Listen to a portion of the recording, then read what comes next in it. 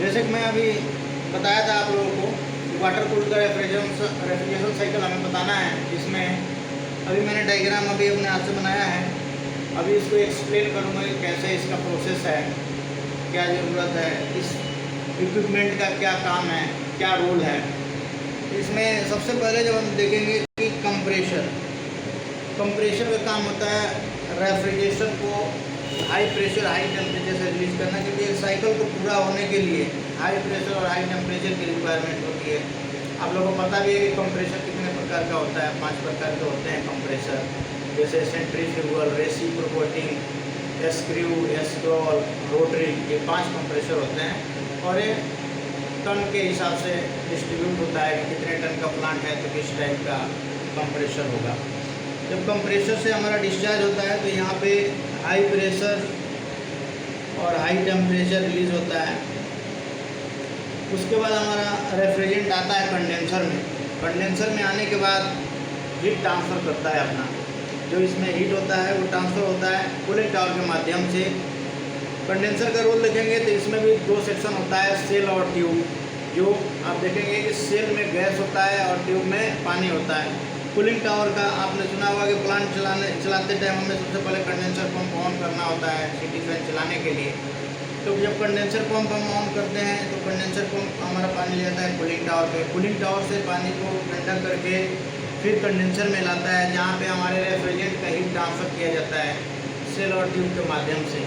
इसमें आप देखे होंगे कि कूलिंग टावर का जो बेसिकली रेंज होता है टेम्परेचर का 28 से 32 तक का होता है। बहुत साइडों पर आप देखेंगे कि 30 से 36 तक भी चलता है सप्लाई और रिटर्न। उसके बाद जब हमारे यहाँ पे हीट ट्रांसफ़र होने के बाद यहाँ से जो हमारा रेफ्रिजरेंट निकलता है, हाई प्रेशर तो रहता है, लेकिन जो हमारा रेफ्रिजरेंट वेपर में था तो टेम्परेचर डाउन होने की वजह से ये लिक्विड में चेंज हो गया है, जो कि हमारा रेफ्रिजरेंट यहाँ पे लिक्विड हो गया है। उसके आगे आप जाएंगे तो इसके लिए लगा है ड्राई फिल्टर।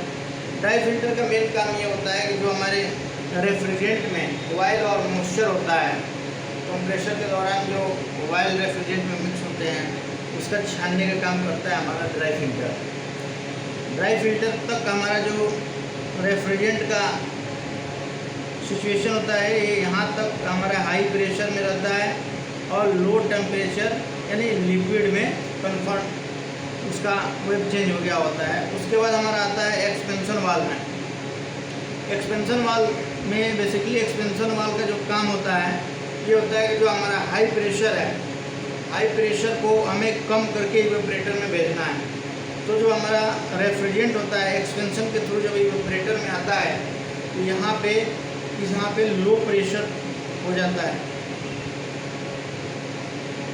और लो टेम्परेचर ऑलरेडी आ ही रहा है।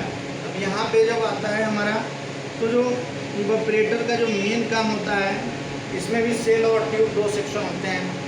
तो जो यहाँ पे हमारे बिल्डिंग से जो रिटर्न पानी आता है उसके टेम्परेचर को ये ऑब्जर्व करता है रेफ्रिजरेंट। ऑब्जर्व करने के बाद इसका जो फॉर्म होता है वो वेपर में कन्वर्ट होता है। वेपर में कन्वर्ट होगा तभी वो जाएगा कंप्रेसर के सेक्शन के लिए। अगर वेपर में कन्वर्ट नहीं होता है तो यहाँ पे आप देखेंगे कि एक मैंने बनाया है डायग्राम, एक्यूमुलेटर के थ्रू होता है। एक्यूमुलेटर उसको होल्ड कर लेता है लिक्विड रेफ्रिजरेंट को। जब बिल्डिंग से जो हमारा पानी आता है आप देखेंगे कि यहाँ पे इवेपोरेटर से ही हमारा एचयू के लिए पानी जाता है सेकेंडरी पंप के थ्रू। आप सेकेंडरी पंप ऑन करते हो, सेकेंडरी पंप ऑन करते ही हमारा यहाँ पे पानी एचयू के लिए एचयू का सप्लाई बनता है। फिर वो वहाँ से रिटर्न आता है। रिटर्न प्राइमरी पंप लगा है जो इस साइकिल को पूरा करता है, जिसके तरह से किसी प्रकार का एयर ना बने, कोई गैप ना आए सर्कुलेशन में। प्राइमरी पंप के थ्रू फिर हमारा यहाँ आता है। यहाँ से जब आता है तो जो अपना रेफ्रिजरेंट है, रेफ्रिजरेंट ही इसको ऑब्जर्व कर लेता है। ऑब्जर्व करने के बाद इसकी हीट को ऑब्जर्व करने के बाद अपना फॉर्म को चेंज करता है और वेपर में कन्वर्ट होता है। फिर एक साइकिल प्रॉपर चलने लगता है। फिर कंप्रेसर के सेक्शन पे जाएगा वेपर, फिर वहाँ से हाई प्रेशर हाई टेम्परेचर के साथ कंप्रेसर डिस्चार्ज करता है। डिस्चार्ज करने के बाद फिर से ये साइकिल कंप्लीट होने लगती है, जिसमें अब आपको बहुत सारे इंटरव्यू में तो बोला जाता है कि कूलिंग टावर और एचयू दिखाओ। लेकिन कूलिंग और एच दिखाने का यही मकसद है कि आपको पता होना चाहिए कि हाँ इवेपोरेटर के बाद ही हमारा सप्लाई जाता है एच के लिए, रिटर्न आता है। प्राइमरी पंप इसलिए है, सेकेंडरी पंप का बेसिकली काम होता है एच के पास चिल्ड वाटर को पहुँचाना। इसी तरह कंडेंसर पंप में ग्रेविटी के थ्रू पानी रिटर्न आता है हमारा, और प्राइमरी का प्रेशर को मेंटेन रखना, किसी प्रकार का एयर ना बनने देना, यही सब काम होता है। और उसके बाद आप लोग को हम बताएंगे कि चिल्लर प्लांट का सेफ्टी वगैरह क्या होता है, ये सब चीज़ें हैं। वीडियो देखने के लिए बहुत बहुत धन्यवाद आपका।